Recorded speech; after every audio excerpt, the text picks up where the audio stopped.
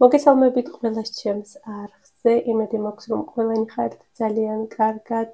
დღეს გვექნება ცოტა უჩვეულო ვლოგი, გაემზადეთ ჩემთან ერთად. სამწუხაროდ არსად არ მივდივარ, სამწუხაროდ კიდევ ერთხელ ხაზს გავუსმევ. უბრალოდ ესეთ ხასიათზე ვარ, რომ მინდა ლამაზი მაკიაჟი გავიკეთო. არა ისეთი, რომელსაც ყოველდღურად ვიკეთებ, არამედ სრულფასოვანი ლამაზი მაკიაჟი. მოკლედ, მე გავემზადები, უпростоრად მოვიწესრიგებ თავს და თან მოგიყვებით ფაქტებს ჩემს შესახებ, რომლებიც სავარაუდოდ არ იცით. პირველი ფაქტი, დარწმუნებული ვარ, რომ არ იცით ჩემს შესახებ, ჩემი სახელი არ არის მარი და არც მარიამი. სინამდვილეში ჩემი სახელია მარინე, უпростоრად მარინა. მთელი ჩემი გააზრებული და გაუაზრებელი ცხოვრება საშინლად არ მომწონდა ჩემი სახელი და მეგონა, რომ სახელი მარინა არის ბებიების სახელი. არ ვიცი რატომ მეგონა, მაგრამ ასე მიმაჩნდა და საერთოდ ყველგან ვირქმევდი სახელ მარიამს, სკოლაშიც ასე მეძახოდნენ, ჟურნალშიც ასეც ჩავაწერინე და ბოლოს ატესტატი რომ ავიღე, ატესტატში ეწერა ჩემი ნამდვილი სახელი. სინამდვილეში მქვია დედაჩემის დედის სახელი, რომელიც დაიღუპა ძალიან დიდი ხნის უკან, დედაჩემი 10 წლის იყო, დედა რომ გარდაეცვალა და მისი სახელი მარინა მქვია მე. ხოლო როცა დავიბადე, 90-იანების საქართველომ გადაწყვიტა, რომ ეს სახელი არ მომიხდებოდა და საბუთებში ჩამეწერეს მარინე. მარინე სახელი უფრო მეტად არ მომწონს. არ ვიცი რატომ და მას შემდეგ რაც გერმანიაში ჩამოვედი, აქ სახელს ვერ გადაიკეთებ და ის ჰქვია რაც ჰქვია და რაც დაგარქვეს. მოკლედ, მთელი გერმანია მიცნობს როგორც მარინას, უпростоრად როგორც მაღინას, რადგან გერმანიაში სიტყვა კი არა და ასო რ არ ითქმება, არის ღ. ამიტომ მე ვარ მაღინა. და ჩემი გაბრიელიც გაბრიელია. მოკლედ იმ დონეზე ვარ მიჩვეული სახელ მაღინას, რომ ვერ აგიხსნათ რა დონეზე მომწონს, სასწაულად მომწონს ეს სახელი მარინა და ახლა არ ვიცი, ალბათ გავიზარდე თუ მივეჩვიე, რომ სულ მარინას მეძახიან. მოკლედ ახლა ძალიან მომწონს ჩემი სახელი, განსაკუთრებით როცა გერმანულად მეძახიან მაღინას და არა მარინას. შემდეგი ფაქტი არის ჩემი კბილები. ხშირად გგონიათ, რომ რაღაც ფილტრს ვიდებ, რადგან არის თეთრი და ლამაზი კბილები, მაგრამ სინამდვილეში მაქვს ვინირები ჩასმული მთლიანად. ჩემი კბილები თითქმის საერთოდ აღარ მაქვს, მაქვს მთლიანად ჩასმული, არის თეთრი, ლამაზი და ჩავისვი გერმანიაში. სხვათა შორის ვიცი, რომ ძალიან ბევრი საქართველოში მიდის და იქ იკეთებს კბილებს, რადგან არის ძალიან ძვირი და აუარებელი ფასი ჯდება გერმანიაში, მაგრამ მოკლედ სადღაც 4 წელი ვიბრძოლე, რომ ეს კბილები ჩაესვათ ჩემთვის. გადავიხადე მხოლოდ 300 евро და ასეთი ლამაზი კბილები მაქვს. შემეძლო ეს 300 евро არც გადამეხადა, უბრალოდ უკან მექნებოდა რკინის კბილები, მაგრამ არ მინდოდა რკინის კბილები და მაქვს მთლიანად თეთრი. მოკლედ, ესეც სასწაულად მომწონს, მიუხედავად იმისა, რომ ჩემმა სტომატოლოგმა გადაწყვიტა ცოტა უსწორმასწორო კბილებიც გაეკეთებინა, რომ არ შეემჩნიათ რომ გაკეთებულია. ზოგი კბილი ოდნავ მუქია, ზოგი კბილი ოდნავ ღია, მოკლედ ერთმანეთს უხდება და ჰგავს უფრო ბუნებრივს, ვიდრე ჩასმულს, მაგრამ მაინც ეტყობა, რომ ჩასმულია. შემდეგი მთლად ფაქტიც არ არის, უბრალოდ ძალიან ხშირად ისმევა ეს კითხვა ჩემს კომენტარებში. რამდენი წლის ვარ და რამდენი ხანია რაც გერმანიაში ვცხოვრობ. მიუხედავად იმისა, რომ ძალიან ხშირად ვლაპარაკობ ამაზე და ხშირად მithქვია ჩემი წლოვანება, მაინც ხშირად ისმევა ეს კითხვა, ამიტომ აქაც გავცემ პასუხს. როგორც უკვე გითხარით, ეს ფაქტი არ არის უბრალოდ გავცემ ამ კითხვაზე პასუხს. ვარ 32 წლის და გერმანიაში ვცხოვრობ ზუსტად 8 წელი. ზუსტად 8 წელი შესრულდა აგვისტოში, რაც გერმანიაში ფეხი დავდგით. შემდეგი ფაქტი ჩემს შესახებ არ მყავს. უბრალოდ არ მაქვს მართვის მოწმობა და არ ვიცი მანქანის ტარება, რადგან საშინელი შიში მაქვს საჭესთან ჯდომის. მოკლედ ხანდახან გვერდით რომ ვზივარ და მომავალი მანქანა მოდის, საშინელი პანიკა მეწყება, მიუხედავად იმისა, რომ მე არ ვარ საჭესთან, მაინც მეშინია. მოკლედ არ ვიცი ცხოვრებაში ამ შიშს როდესმე გადავლახავ თუ არა და ოდესმე მეყოლება თუ არა მანქანა, სინამდვილეში ძალიან მინდა. უბრალოდ არ შემიძლია მეშინია. და ეს შიში იმაზე უფრო მეტია, ვიდრე ჩემი მოთხოვნილება, ამიტომ სამწუხარო ფაქტია, მაგრამ ფაქტია. კიდევ ერთი ფაქტი დღეისთვის ჩემო შვილმა გაიღვიძა, რომელსაც ზუსტად 10 წუთი ეძინა. მოკლედ მალე დაგიბრუნდებით. ამასობაში მოვიდნენ ბავშვების სკოლიდან, ახლა პატარა საგცემენ ყურადღებას, სანამ მე გადავიღებ ვიდეოს. ალბათ ხვდებით ახლა, რატომ არ ვიღებ ვიდეოებს ასე ხშირად, რადგან პატარა მჩხავანა სულ ჩხავის. მოკლედ ვაგრძელებთ. კიდევ ერთი ფაქტი ჩემს შესახებ, რუსული ისევე კარგად ვიცი, როგორც ქართული. და ამბობენ, რომ რამდენიანაც იცი, იმდენი ადამიანი ხარ, ასე რომ ვარ 2 სრულად შემდგარი ადამიანი და ასევე 2 ცოტა კოჭლი. შემდეგი ფაქტი ჩემს შესახებ, არასდროს არ მაქვს ნანახი ფილმი ტიტანიკი და ჰარი პოტერი. ასევე სხვადასხვა ფილმებიც, მაგრამ ახლა არ მახსენდება, ახლა მხოლოდ ეს 2 გამახსენდა. არ მაქვს ნანახი ფილმი, რადგან არ მიყვარს ერთი და იგივე ეს ორჯერ ყურება. არ არსებობს, რომ ერთი და იგივე ფილმი ორჯერ ვუყურო, ან და თუ რაიმე მაქვს წაკითხული, შემდეგ ამის ფილმსაც ვერ ვუყურებ, რადგან სიუჟეტი ასე თუ ისე ვიცი.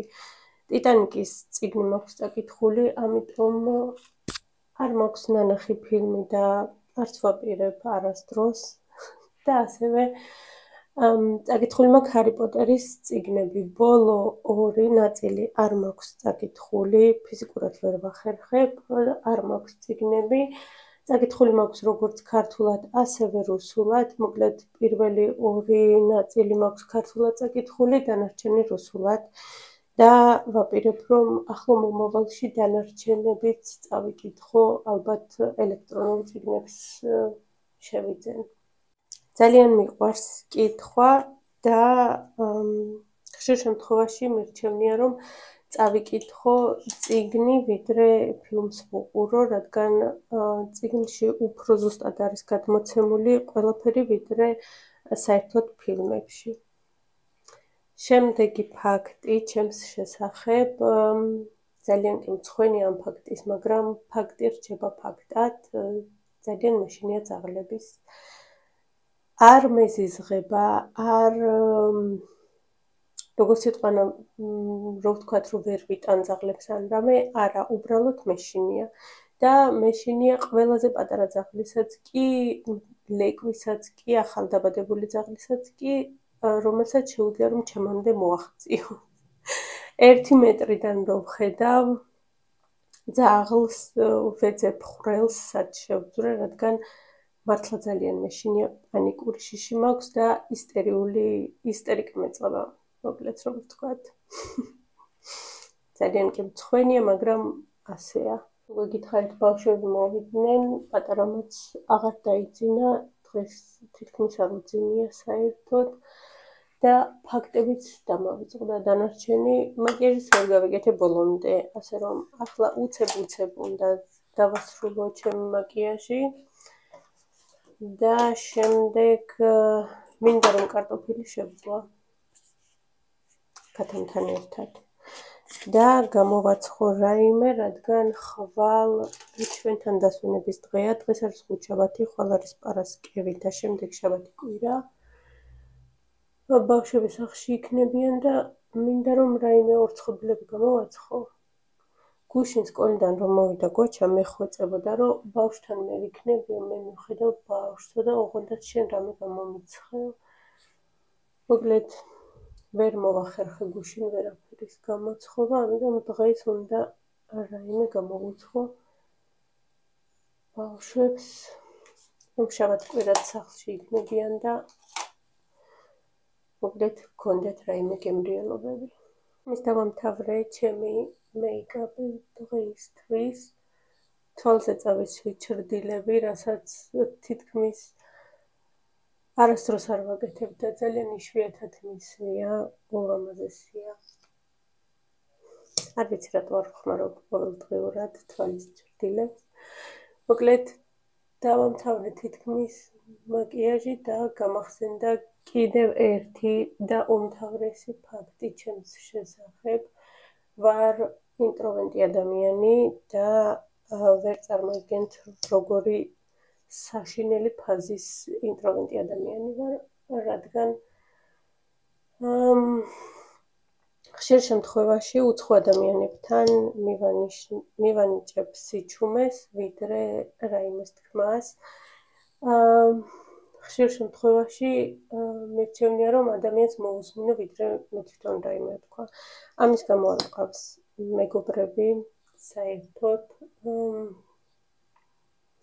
არ მყავს და ქალები და ყოველთვის ვხსნი ამ ფაქტს იმით, რომ უბრალოდ დრო არ მაქვს მეგობრებისთვის. სინამდვილეში ინტროვერტი ვარ და ძალიან ძნელად შევდივარ კომუნიკაციაში ადამიანებთან. არასდროს არ მეგონა რომ ოდესმე დავიწყებდი ვიდეოების გადაღებას და ასე საჯაროდ ვისაუბრებდი. მიუხედავად იმისა, რომ ვარ ინტროვერტი ადამიანი და ვარ საკმაოდ მორიდებული და წყნარი ადამიანი ბუნებით, ხანდახან ისეთ რაღაცას ვაკეთებ ხოლმე, რომ მე თვითონაც მიგვირს ჩემი გამბედაობის.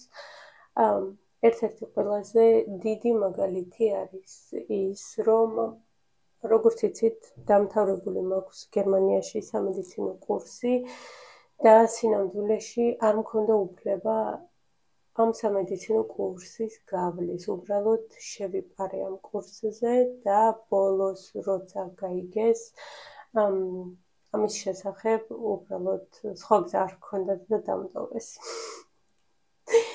ახლა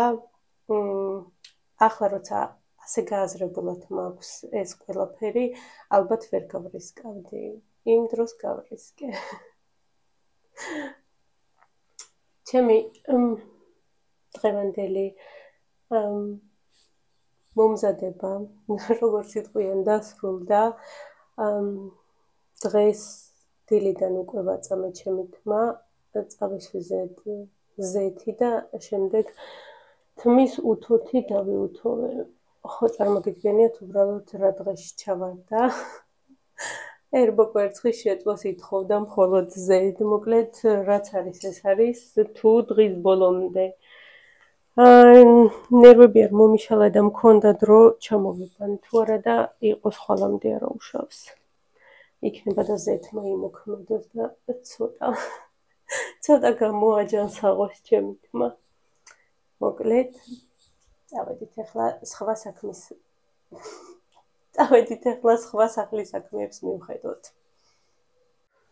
არასდროს არ მეგონა რომ კარტოფილის შეწვის ტუტორიალს გადავიღებდი, უბრალოდ მაქვს ერთი ხრიკი, რომელიც ვფიქრობ რომ გამოგადგებათ და ძალიან საინტერესოა. აქ მაქვს უკვე ცხელი ტაფა ზეთით, უბრალოდ ზეთია, მეტი არაფერი. უბრალოდ მზესუმზირის ზეთი, ტაფა, ცხელი. აქ მაქვს უკვე დაჭრილი და გამზადებული კარტოფილი უბრალოდ გავთალე, გავრეცხე და დავჭერი. მეტი არაფერი არ აქვს დამატებული, არც მარილი, არც ადუღებული წყალი არ დამისხია, უბრალოდ კარტოფილია გათლილი და დაჭრილი. მთელი ხრიკი მდებარეობს იმაში, რომ გაცხელებულ ტაფაზე ზეთში ვამატებ ერთ სუფრის კოვს ფქვილს, შემდეგ ვურევ კარგად და ისევ წვავ კარტოფილს.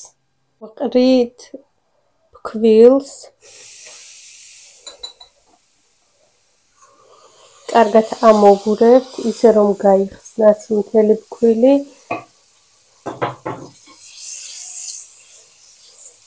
ცხელ რძეში ფქვილი კარგად იხსნება. აი ასე. შემდეგ ვუმატებ კარტოფილს. და ვურევ ეგრევე.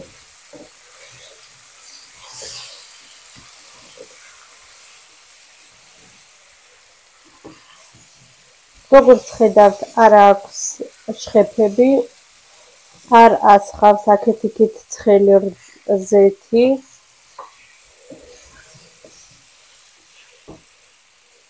და ჩვეულებრივ ვიწყებთ შეწვას.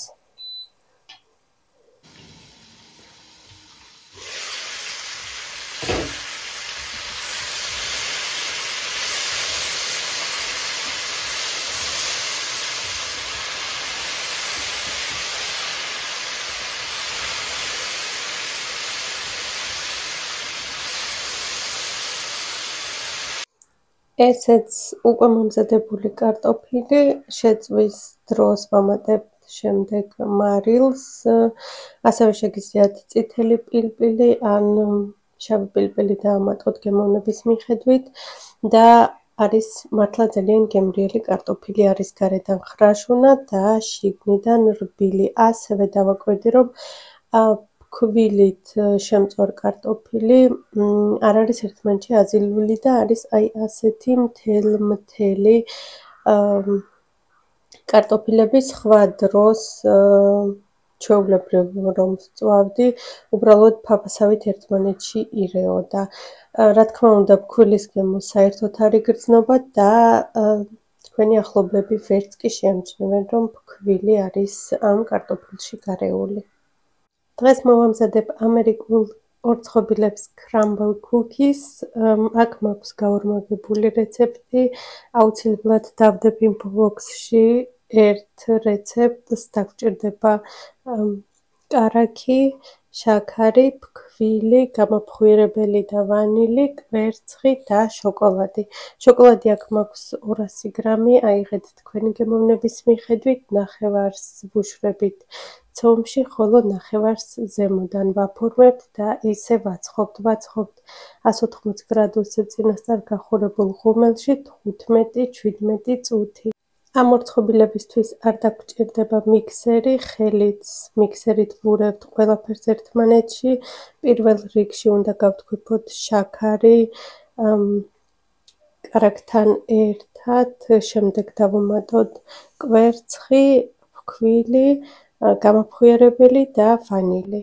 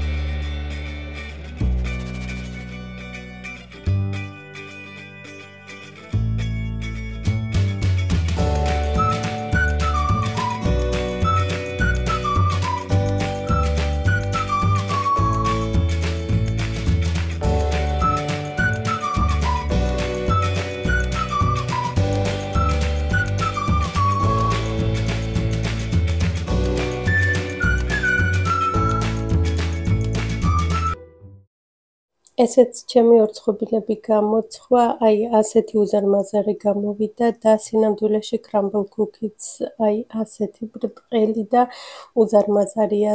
ცხვებოდა ზუსტად 12 წუთი, 12 წუთის შემდეგ აუცილებელია რომ გააციოთ, რადგან ცხელი არის რბილი, შემდეგ მაგრდება და არის ზემოდან ხრაშუნა, ხოლო შიგნიდან რბილი. გამოვიდა ძალიან გემრიელი, ბავშვებმაც შეაფასეს და როგორც ნიცამ მითხრა, ზუსტად ისეთია, როგორც მაღაზიებში იყიდება.